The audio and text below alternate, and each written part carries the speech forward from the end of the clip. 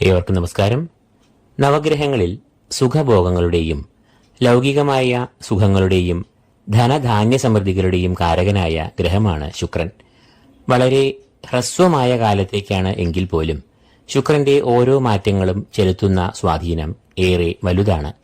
നിലവിൽ ശുക്രൻ വ്യാഴക്ഷേത്രമായ ധനുരാശിയിലാണ് സഞ്ചരിക്കുന്നത്.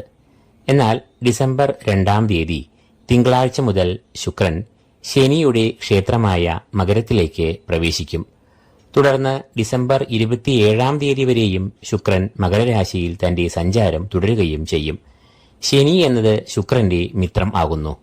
അതുകൊണ്ട് തന്നെ തന്റെ മിത്രമായ ശനിയുടെ ക്ഷേത്രമായ മകരത്തിൽ ശുക്രൻ പ്രീതനും സന്തുഷ്ടനും ആയി സഞ്ചരിക്കും. തൽഫലമായി ശുക്രന്റെ ഫലദാനശേഷി വർദ്ധിക്കുകയും പൂർണ്ണമായ തോതിൽ വർഷിക്കുകയും ചെയ്യും. ശുക്രൻ അനുകൂലമായ ഭാവങ്ങളിൽ സഞ്ചരിക്കുമ്പോൾ നിമിഷവേഗം കൊണ്ട് ഒരുവൻ ഉന്നതികളിൽ എത്തിച്ചേരുന്നു.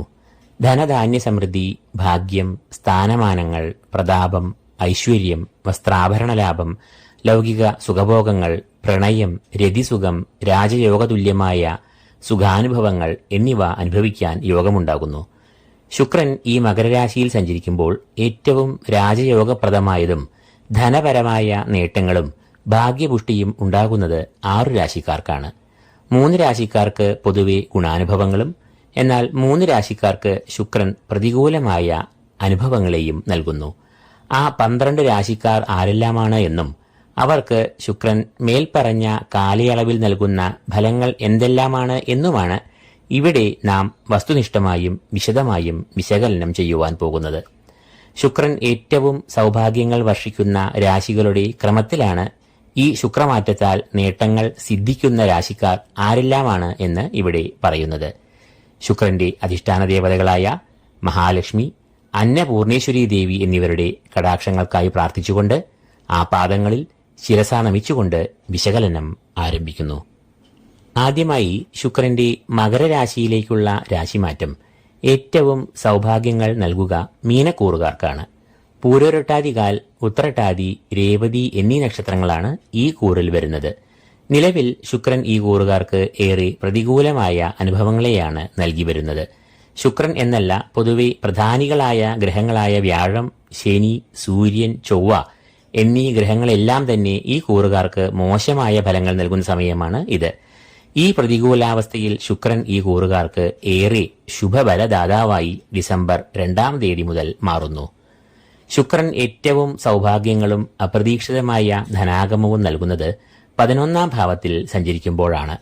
11ാം ഭാവം എന്ന് അറിയപ്പെടുന്നത് വരവുകളുടെ ഭാവം, ധനാഗമഭാവം എന്നെല്ലാമാണ്. മീനക്കൂറുകാരുടെ ആ 11ാം ഭാവത്തിലേക്കാണ് ശുക്രൻ ഡിസംബർ 2 തീയതി പ്രവേശിക്കുക. സർവാഭീഷ്ടസ്ഥാനം എന്ന പേരിലും 11ാം ഭാവം അറിയപ്പെടുന്നു.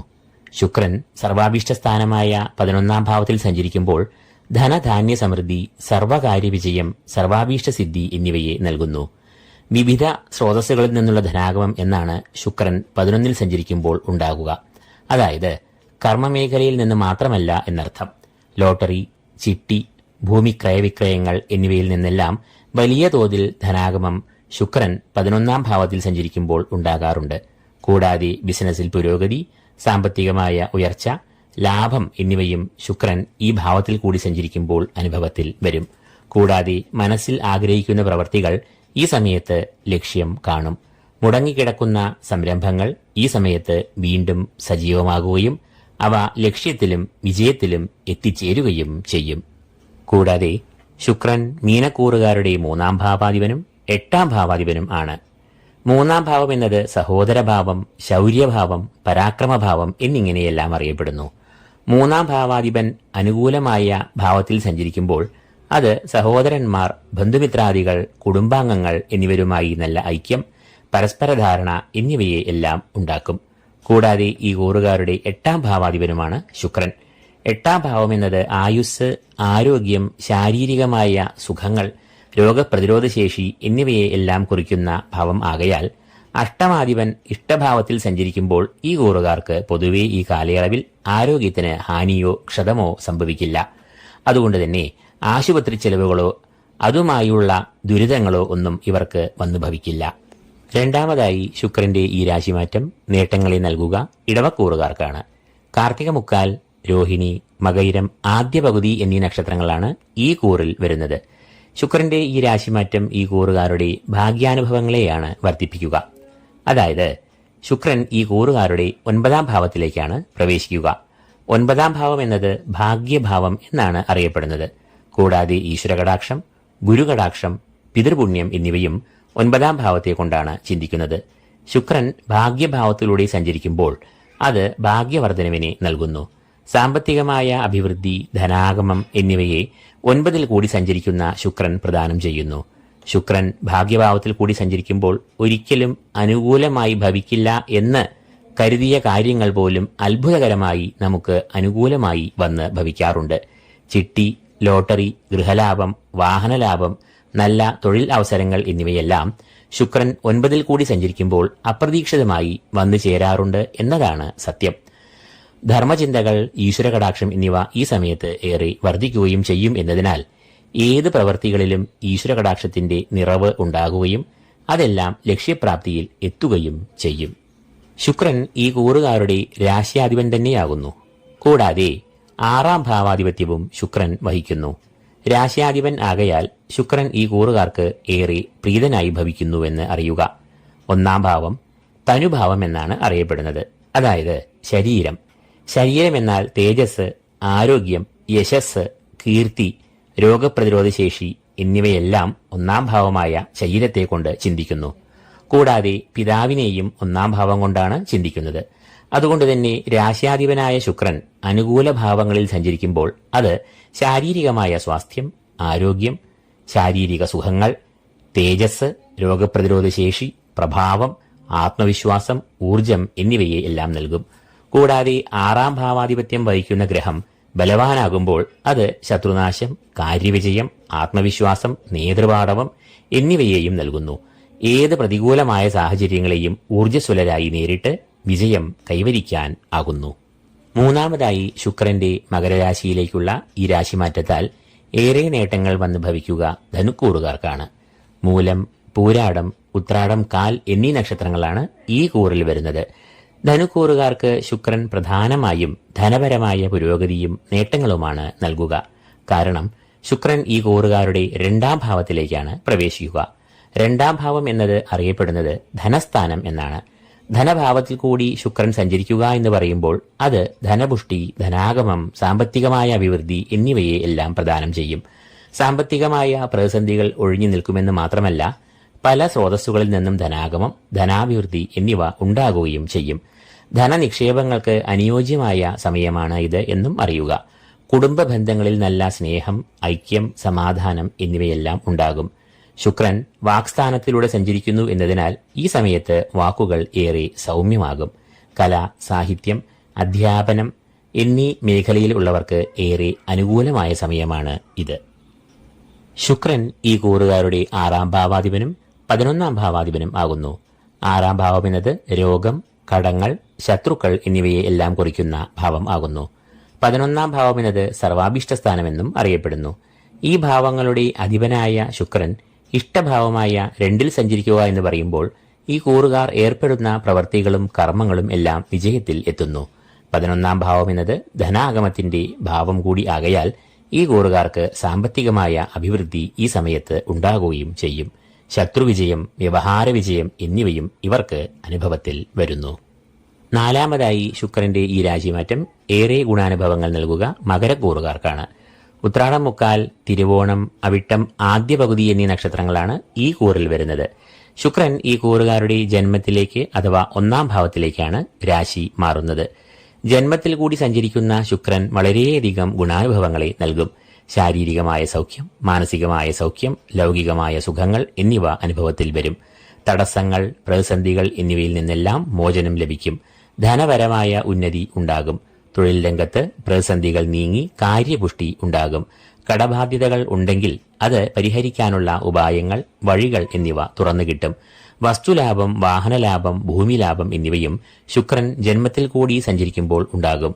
ധനനിക്ഷേപങ്ങൾക്കും ഭൂമി ക്രയവിക്രയങ്ങൾക്കും അനുകൂലമായ സമയമാണ് ഇത്. കൂടാതെ ശുക്രൻ ഈ കൂറുകാരുടെ 5-ാം ഭാവാധിപനും 10-ാം ഭാവാധിപനും ആകുന്നു. 5-ാം ഭാവം എന്നത് സന്താനഭാവം എന്നാണ് അറിയപ്പെടുന്നത്. കൂടാതെ ഓർമ്മശക്തി, വിവേചനശക്തി, ബുദ്ധി, സർഗാത്മകത, പ്രണയം, ഭാഗ്യക്കുറി, പുണ്യകർമ്മങ്ങൾ എന്നിവയെ എല്ലാം ഈ 5-ാം ഭാവം കൊണ്ടാണ് കുറിക്കുന്നത്.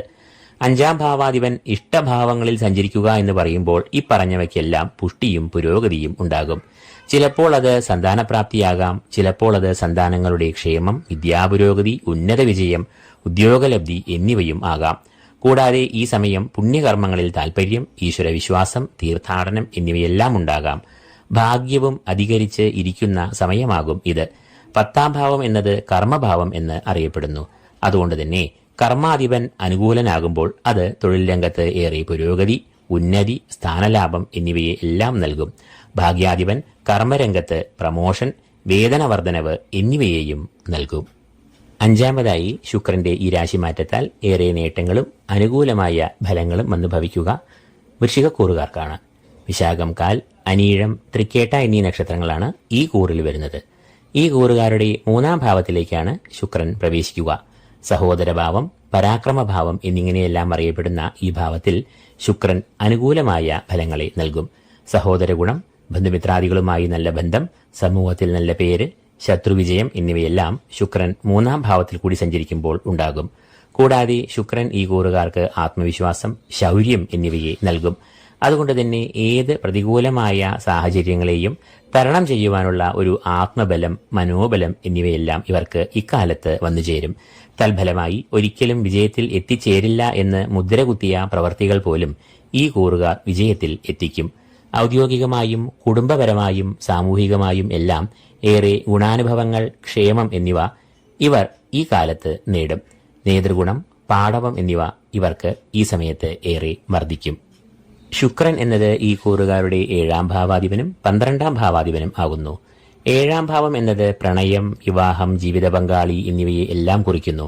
കൂടാതെ പാർട്ട്ണർഷിപ്പ് ബിസിനസിനെയും 7-ാം ഭാവം കൊണ്ടാണ് ചിന്തിക്കുന്നത്. 7-ാം ഭാവാധിപനായ ശുക്രൻ ധനഭാവത്തിലൂടെ സഞ്ചരിക്കുമ്പോൾ ജീവിത പങ്കാളി വഴി സാമ്പത്തികമായ അഭിവൃദ്ധി ഉണ്ടാകും. അത് ജീവിത പങ്കാളിക്ക് ജോലിയാകാം, അതുമല്ലെങ്കിൽ സ്വത്തോ മറ്റ് വസ്തുവകകളോ ആകാം. 12-ാം ഭാവം എന്നത് ചെലവുകളെയും വിദേശഗമനത്തെയും കുറിക്കുന്ന ഭാവം ആകുന്നു. 12-ാം ഭാവാധിപൻ അനുകൂലനായി സഞ്ചരിക്കുമ്പോൾ അത് വിദേശവുമായി ബന്ധം വരുന്നു. അതായത് വിദേശത്ത് തൊഴിൽ ഉള്ളവർക്ക് സമയം അനുകൂലമാകുക, അതല്ലെങ്കിൽ വിദേശത്ത് തൊഴിൽ തേടുന്നവർക്ക് അനുയോജ്യമായ അവസരങ്ങൾ വന്നുചേരുക എന്നിവയെല്ലാം ഉണ്ടാകാം.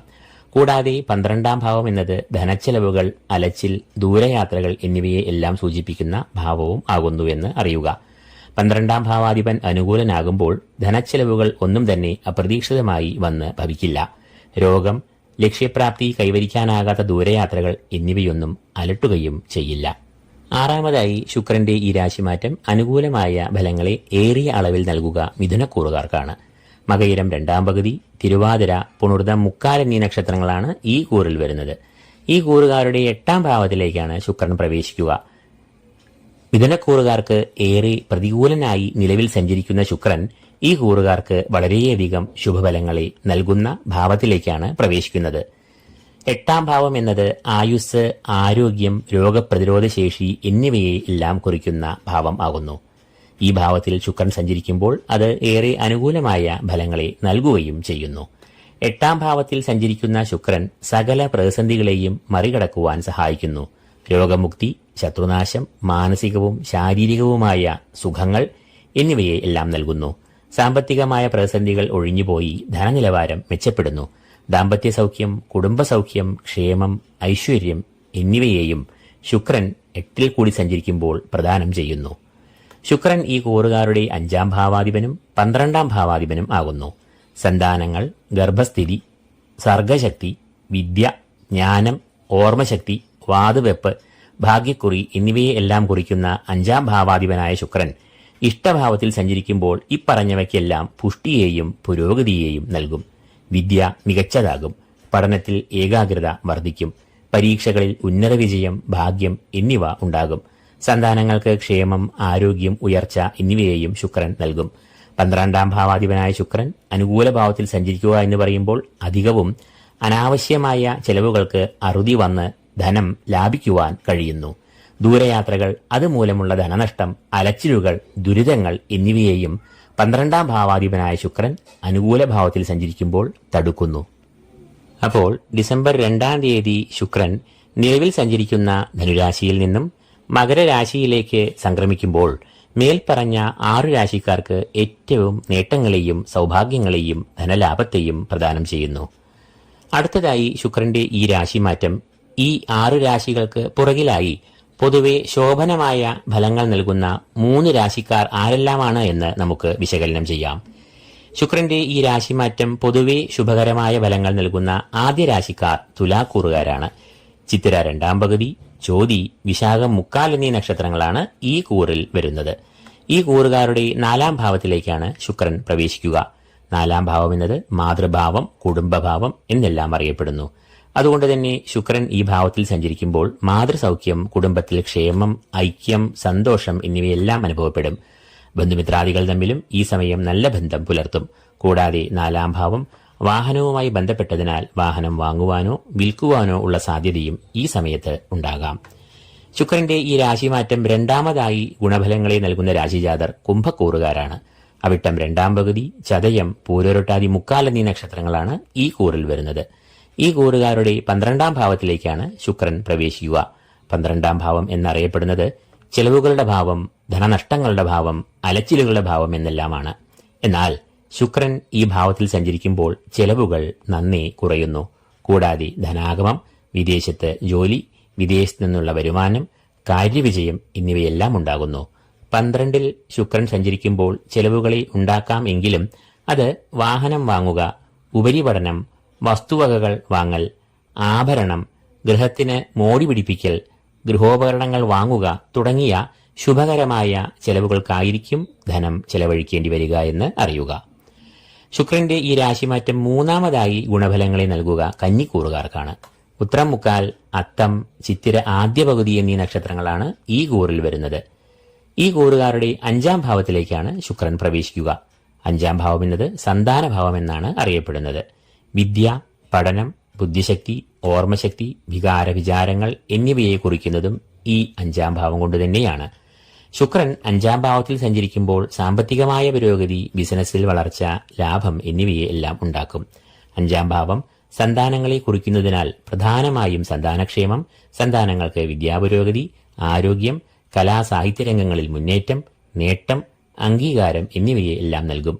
5ാം ഭാവം മനസ്സിനെയും കുറിക്കുന്നു എന്നതിനാൽ ശുക്രൻ അനുകൂലമായ ഈ ഭാവത്തിൽ സഞ്ചരിക്കുമ്പോൾ മാനസികമായി നല്ല സമാധാനം, സുഖം എന്നിവ അനുഭവത്തിൽ വരുന്ന സമയമാകും ഇത്. അപ്പോൾ 6 രാശിക്കാർക്ക് ഏറ്റവും ഉത്കൃഷ്ടമായ നേട്ടങ്ങളും തുടർന്ന് 3 രാശിക്കാർക്ക് പൊതുവെ ശോഭനമായ ഗുണാനുഭവങ്ങളും ഈ ശുക്രമാറ്റം നൽകുന്നു. എങ്കിൽ ഇനി പറയുവാൻ പോകുന്നത് ഈ ശുക്രമാറ്റത്താൽ പ്രതികൂലമായ അനുഭവങ്ങൾ വന്നു ഭവിക്കാനിടയുള്ള 3 രാശിക്കാരെ കുറിച്ചാണ്. അവർ ഏതെല്ലാമാണ് എന്ന് നമുക്ക് വിശകലനം ചെയ്യാം. ശുക്രന്റെ ഈ രാശിമാറ്റത്താൽ പ്രതികൂലമായ ഫലങ്ങൾ വന്നു ഭവിക്കുവാൻ സാധ്യതയുള്ള ആദ്യ രാശിക്കാർ കർക്കിടകക്കൂറുകാരാണ്. പുണർദം കാൽ, പൂയം, ആയില്യം എന്നീ നക്ഷത്രങ്ങളാണ് ഈ കൂറിൽ വരുന്നത്. ഈ കൂറുകാരുടെ 7ാം ഭാവത്തിലേക്കാണ് ശുക്രൻ പ്രവേശിക്കുക. 7ാം ഭാവം എന്നത് കളത്രഭാവം എന്ന് അറിയപ്പെടുന്നു. പ്രണയം, വിവാഹം, ജീവിത പങ്കാളി, ബിസിനസ് പങ്കാളി എന്നിവയെ എല്ലാം കുറിക്കുന്നത് ഈ ഭാവം കൊണ്ട് തന്നെയാണ്. ശുക്രൻ ഈ ഭാവത്തിലൂടെ സഞ്ചരിക്കുമ്പോൾ അത് ദാമ്പത്യ ബന്ധങ്ങളിൽ ചില സ്വാരസ്യങ്ങൾ, ഈഗോ, കലഹം എന്നിവയെ എല്ലാം സൃഷ്ടിക്കാം. ജീവിത പങ്കാളിയുടെ ആരോഗ്യത്തിലും ശ്രദ്ധ ചെലുത്തേണ്ട സമയമാണ് ഇത്. കൂടാതെ അലച്ചിൽ, യാത്രാദുരിതങ്ങൾ, സാമ്പത്തികമായ പ്രതിസന്ധികൾ, ധനനഷ്ടം എന്നിവയ്ക്കും 7ലെ ശുക്രൻ കാരണമാകാമെന്നതിനാൽ ധനവിനിമയങ്ങളിൽ കരുതൽ പുലർത്തുക. ബിസിനസ്സിലും ഈ സമയത്ത് ചില പ്രതിസന്ധികൾ, ബിസിനസ് പങ്കാളിയുമായി തെറ്റിദ്ധാരണ, വാക്തർക്കം, അസ്വാരസ്യങ്ങൾ, അത് സൃഷ്ടിക്കുന്ന മനോവിഷമങ്ങൾ എന്നിവയ്ക്കെല്ലാം സാധ്യത ഉണ്ട് എന്ന് അറിയുക. 2ാമതായി ഈ ശുക്രമാറ്റം ദോഷകരമായ ഫലങ്ങളെ നൽകുക ചിങ്ങക്കൂറുകാർക്കാണ്. മകം, പൂരം, ഉത്രം കാൽ എന്നീ നക്ഷത്രങ്ങളാണ് ഈ കൂറിൽ വരുന്നത്. ഈ കൂറുകാരുടെ 6ാം ഭാവത്തിലേക്കാണ് ശുക്രൻ പ്രവേശിക്കുക. 6ാം ഭാവം എന്നത് രോഗം, ശത്രുക്കൾ, കടങ്ങൾ എന്നിവയെ എല്ലാം കുറിക്കുന്ന ഭാവം ആകുന്നു. 6ാം ഭാവത്തിൽ സഞ്ചരിക്കുന്ന ശുക്രൻ ശത്രുദോഷം, കടങ്ങൾ, സാമ്പത്തികമായ പ്രതിസന്ധികൾ, ധനനാശം, ശാരീരികമായ ക്ലേശങ്ങൾ, മനക്ലേശങ്ങൾ എന്നിവയെ ഉണ്ടാക്കാം. ശുക്രൻ 6-ൽ കൂടി സഞ്ചരിക്കുന്ന സമയത്ത് ധനം കടം എടുക്കുന്നതും കടം കൊടുക്കുന്നതും ഒരുപോലെ ശ്രദ്ധിക്കണം. ഈ സമയത്ത് ശത്രുക്കളും അസൂയാലുക്കളും വർദ്ധിക്കുകയും തൽഫലമായി ഔദ്യോഗിക ജീവിതത്തിലും വ്യക്തിജീവിതത്തിലും എന്തെങ്കിലും പ്രശ്നങ്ങൾ സൃഷ്ടിക്കപ്പെടാമെന്നതിനാലും വാക്കിൽ ഒരു മിതത്വം പാലിക്കുക. മൂന്നാമതായി, ശുക്രന്റെ ഈ രാശിമാറ്റം പ്രതികൂല ഫലങ്ങളെ നൽകാവുന്ന രാശിക്കാർ മേടക്കൂറുകാരാണ്. അശ്വതി, ഭരണി, കാർത്തിക, കാൽ എന്നീ നക്ഷത്രങ്ങളാണ് ഈ കൂറിൽ വരുന്നത്. ഈ കൂറുകാരുടെ 10ാം ഭാവത്തിലേക്കാണ് ശുക്രൻ പ്രവേശിക്കുക. 10ാം ഭാവം എന്നത് കർമ്മഭാവം എന്ന് അറിയപ്പെടുന്നു. കർമ്മഭാവത്തിൽ ശുക്രൻ സഞ്ചരിക്കുമ്പോൾ അത് കർമ്മമേഖലയിൽ ദോഷം ചെയ്യുവാനുള്ള സാധ്യത ഏറെയാണ്. പ്രധാനമായും കർമ്മവിഘ്നം, കർമ്മമേഖലയിൽ പ്രതിസന്ധികൾ, സഹപ്രവർത്തകരുടെ നിസ്സഹകരണം, മേലധികാരികളുടെ അപ്രീതി എന്നിവയ്ക്കെല്ലാം സാധ്യത ഈ സമയത്ത് കാണുന്നു. അതിനാൽ ഔദ്യോഗിക മേഖലയിൽ വളരെ ശ്രദ്ധ ചെലുത്തേണ്ട സമയമാണ് ഇത്. സമയബന്ധിതമായി ചെയ്യാനുള്ള ജോലികൾ കൃത്യമായി തന്നെ ചെയ്യുക. ഈ സമയത്ത് ശത്രുക്കൾ മനസ്സമാധാനം കെടുത്താനുള്ള സാഹചര്യം, അതുമൂലം മനസ്സംയമനം വിട്ട് വാക്കുകൾ പ്രയോഗിക്കുക, അതിനെ തുടർന്നുള്ള കലഹങ്ങൾ, വിവാദങ്ങൾ എന്നിവയ്ക്കെല്ലാം സാധ്യത ഉള്ളതിനാൽ ഒരു കരുതലും ശ്രദ്ധയും പുലർത്തുന്നത് ഏറെ നല്ലതായിരിക്കും. അപ്പോൾ ധനധാന്യ സമൃദ്ധികളും സുഖാനുഭവങ്ങളും പ്രദാനം ചെയ്യുന്ന ശുക്രൻ ഡിസംബർ 2-ാം തീയതി മുതൽ 27-ാം തീയതി വരെ മകരം രാശിയിൽ സഞ്ചരിക്കുന്നതിന്റെ ഫലമായി 6 രാശിക്കാർക്ക് ഏറെ സൗഭാഗ്യവും ധനപരമായ നേട്ടങ്ങളും പുരോഗതിയും ഉണ്ടാകുന്നു. 3 രാശിക്കാർക്ക് പൊതുവെ ഗുണപരമായതും അനുകൂലമായതും ആയ അനുഭവങ്ങൾ ഫലത്തിൽ വരുന്നു. എന്നാൽ 3 രാശിക്കാർക്ക് ശുക്രൻ പ്രതികൂലനായും ഭവിക്കുന്നു. ഓരോ വ്യക്തികളുടെയും ഗ്രഹനിലയിൽ നിൽക്കുന്ന ശുക്രന്റെ ക്ഷേത്രബലം, ഭാവബലം, ശുഭ പാപയോഗങ്ങൾ എന്നിവയ്ക്കനുസരിച്ച് ഫലങ്ങളിൽ ഏറ്റക്കുറച്ചിലുകളിൽ വരാവുന്നതാണ്. വസ്തുനിഷ്ഠമായ ഈ വീഡിയോ നിങ്ങൾക്ക് പ്രയോജനപ്രദമായെങ്കിൽ ലൈക്ക് ചെയ്യുക. കൂടാതെ ഈ ചാനൽ സബ്സ്ക്രൈബ് ചെയ്യാത്തവർ സബ്സ്ക്രൈബ് ചെയ്യുക. ഏവർക്കും ഈശ്വരകടാക്ഷവും വിശേഷിച്ച് ശുക്രന്റെ അധിഷ്ഠാന ദേവതകളായ മഹാലക്ഷ്മി ദേവിയുടെയും അന്നപൂർണേശ്വരി ദേവിയുടെയും അനുഗ്രഹാശിസുകൾ നേർന്നുകൊണ്ട് പ്രാർത്ഥിച്ചുകൊണ്ട് നിർത്തുന്നു. നന്ദി, നമസ്കാരം.